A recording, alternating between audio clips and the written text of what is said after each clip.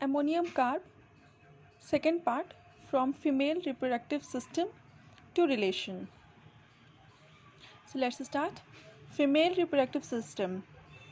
Cholera-like symptoms at the commencement of menstruation, Bovista veratrum. Before menses, before menstruation, cholera-like symptoms देखने को मिलते हैं. Cholera like symptoms से यहाँ पे मेनली कहना ये चाह रहे हैं कि मेंसेस से पहले डायरिया का होना. ओके क्योंकि कॉलरा का बहुत ही कॉमन सिम्टम, जो मोस्ट इम्पॉर्टेंट सिम्टम है कॉलरा का, वो होता है डायरिया. तो इसीलिए यहाँ पे कहा है कि cholera like symptoms at the commencement of menstruation. In short हम ये कह सकते हैं कि बिफोर मेंस्ट्रुएशन डायरिया का होना, डायरिया बिफोर मेंसेस. और ये एक एग्ज़ाम में ये क्वेश्चन इस तरह से पूछा भी था कि उसमें ये लाइन नहीं दी थी, कॉलरा लाइक सिम्टम्स नहीं दिया था, लेकिन ये पूछा था कि डायरिया बिफोर मेंसेस.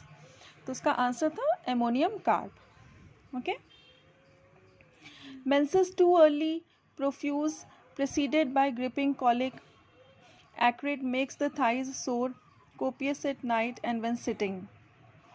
मेंसेस कैसे जल्दी हो जाते हैं, बहुत पहले, बहुत प्रोफ्यूज होते हैं, मीन्स अबेंडेंट होते हैं, बहुत ज़्यादा होते हैं. प्रेसीडेड बाय ग्रिपिंग कॉलिक.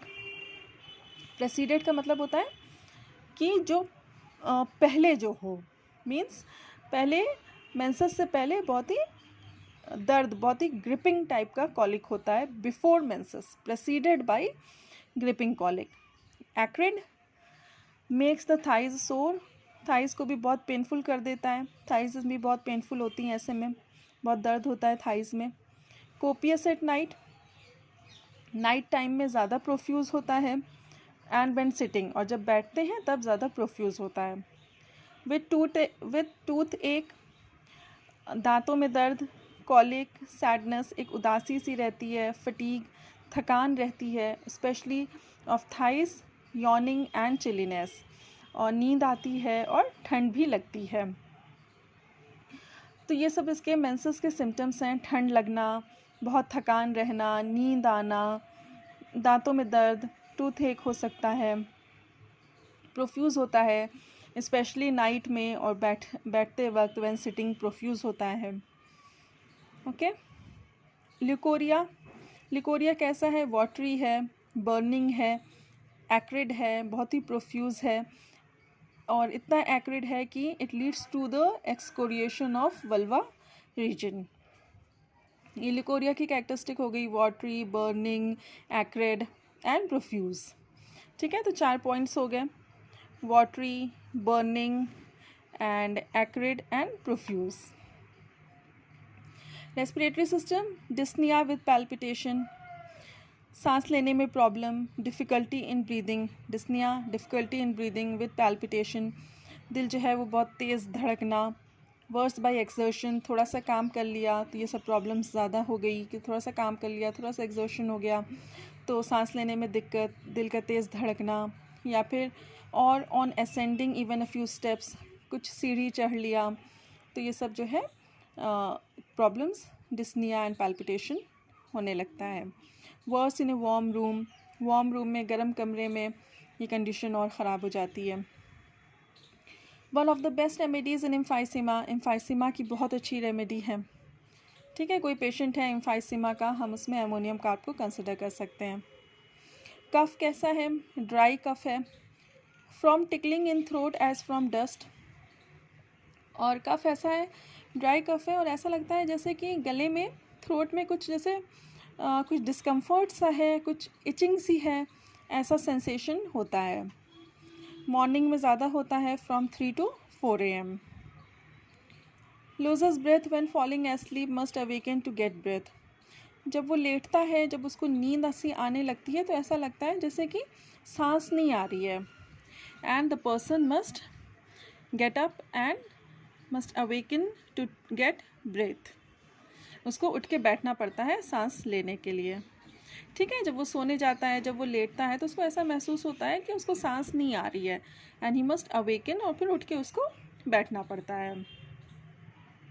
तो रेस्पिरेटरी सिस्टम की, रेस्पिरेटरी प्रॉब्लम्स की बहुत अच्छी मेडिसिन है अमोनियम कार्ब. डिस्निया की प्रॉब्लम के लिए, पैल्पिटेशन के लिए, एम्फाइसीमा के लिए, ड्राई कफ के लिए, या ऐसी कोई कंडीशन जिसमें रात में हम सो रहे हैं, लेटे हैं, तो ऐसा लग रहा है कि सांस नहीं आ रही है, तो उसकी भी बहुत अच्छी मेडिसिन है। Extremities, panaritium deep seated periosteal pen.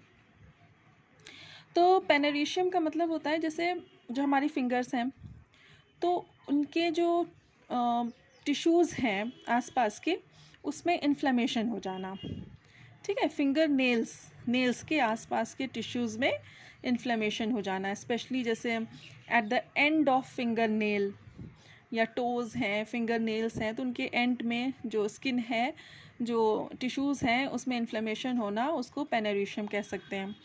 और ये इन्फ्लेमेशन, ये जो पेन है वो डीप सीटेड भी हो सकता है, मतलब जैसे अंदर तक भी पेन जाए पेरियोस्टियम रीजन में।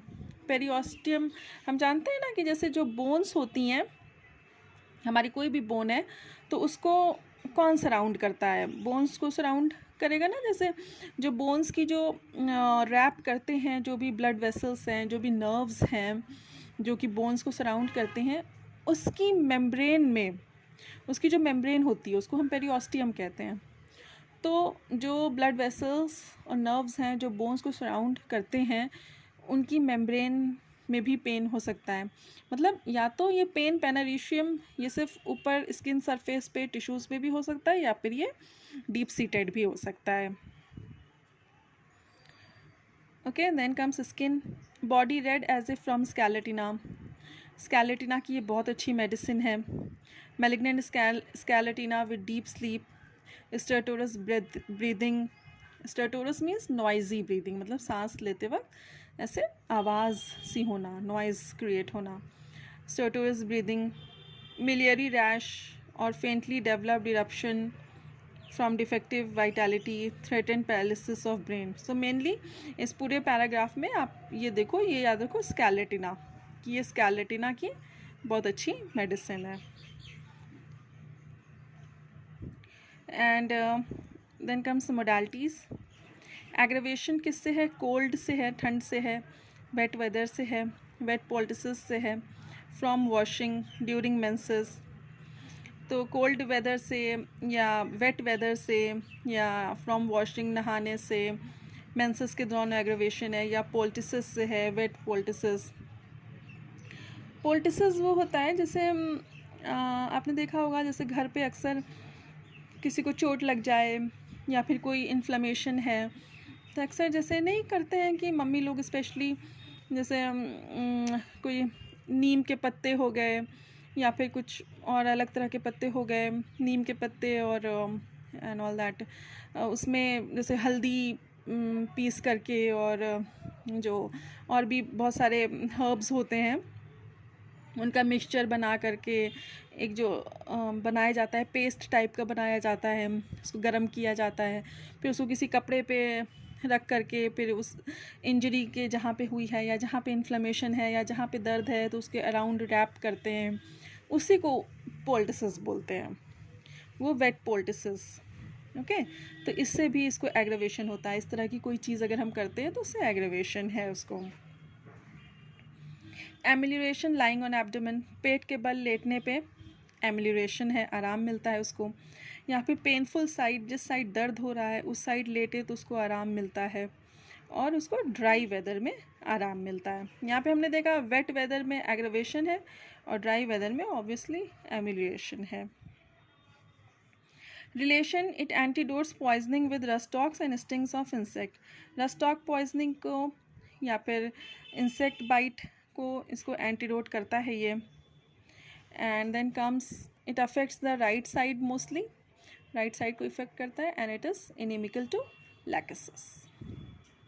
Okay, so this was all about ammonium carb. Thank you very much.